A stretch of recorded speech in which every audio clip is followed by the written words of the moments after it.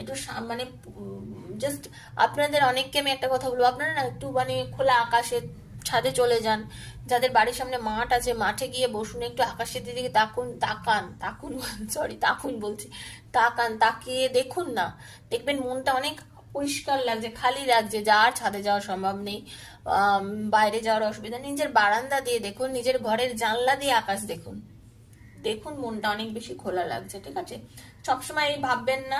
আপনাদের অনেকের মধ্যে ট্রাস্ট ইস্যু এসে গেছে, আমার পার্টনার থার্ড পার্টিতে কি চলে গেল না, আপনার পার্টনার থার্ড পার্টি সিচুয়েশনে গেছে কি গেছে না সেটা পরের কথা, আপনি এত অবিশ্বাস করবেন না। আপনার মধ্যে ভীষণ অবিশ্বাস এসেছে, আপনারা অনেকেই ম্যানিফেস্ট করছেন আপনার পার্টনারকে, মানে কি অনেকের প্রেমে আপনারা ভাবছেন যে আমার ভালোবাসার মানুষ আমার কাছে ফিরে আসুক, হে প্রভু আমার কাছে চলে আসুক, এই যে চাইছেন একদম ম্যানিফেস্ট হতে চলেছে। মেক দ্য এফোর্ট, যতটা এফোর্ট দিচ্ছেন ঈশ্বর আপনার পার্টনারকে আপনার কাছে ফিরিয়ে দিচ্ছে। আপনারা যারা রিডিং